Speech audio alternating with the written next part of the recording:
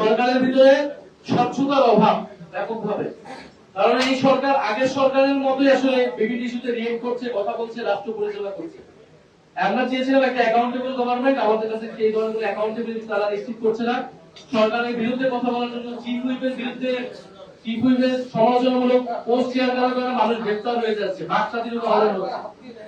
এবং আন্তর্জাতিক ক্ষেত্রেও সরকার এটা ডিল করতে পারে নাই ঠিক মতো। আপনি দেখবেন যে বিভিন্ন ইস্যুতে ইরানের যে শীর্ষ নেতা খামেনি, তিনি যেন মারা গেলেন, শাহাদাত বরণ করলেন, এবং বাংলাদেশ তো রাষ্ট্রদূত ইরানের, উনি কিন্তু সেদিন আক্ষেপ করে বলেছেন যে শুধু একটি দল, ওনার কাছে হয়তো একটু ভুল ইনফরমেশন ছিল, জাতীয় নাগরিক পার্টি এনসিপির পক্ষ থেকেও শোক বই স্বাক্ষর করা হয়েছিল, কিন্তু সরকারের পক্ষ থেকে কোনো ধরনের ওনাদের সাথে এনগেজমেন্ট ছিল না, কোনো ধরনের শোক জানানো হয়নি। উনি কিন্তু আক্ষেপ করেছেন ইরানের যে রাষ্ট্রদূত।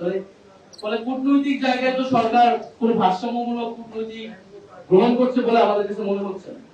ফলে এইসব জায়গায় সবকিছু কিন্তু আন্তর্জাতিক পরিস্থিতি, দেশের পরিস্থিতি, সরকারকে বুঝতে হবে, দেশের অর্থনৈতিক পরিস্থিতি ক্রমান্বয়ে খারাপ হচ্ছে। সেই জায়গায় আমরা বলেছিলাম যে জাতীয় ঐক্যের জায়গাটা যাতে আমাদের অটুট থাকে, একটা রাজনৈতিক সমঝোতার মধ্যে দিয়েই আমরা মনে করি যে এই সরকার কাজ করতে পারবে, সফল হবে। কিন্তু সমঝোতার সরকার নষ্ট করেছে প্রথম দিনই, যখন সে গণভোটকে অস্বীকার করেছে। ফলে গণভোটকে অস্বীকার করে আমাদের পক্ষেও সুযোগ নেই সরকারের সাথে সহযোগিতামূলক ভাবে কাজ করা।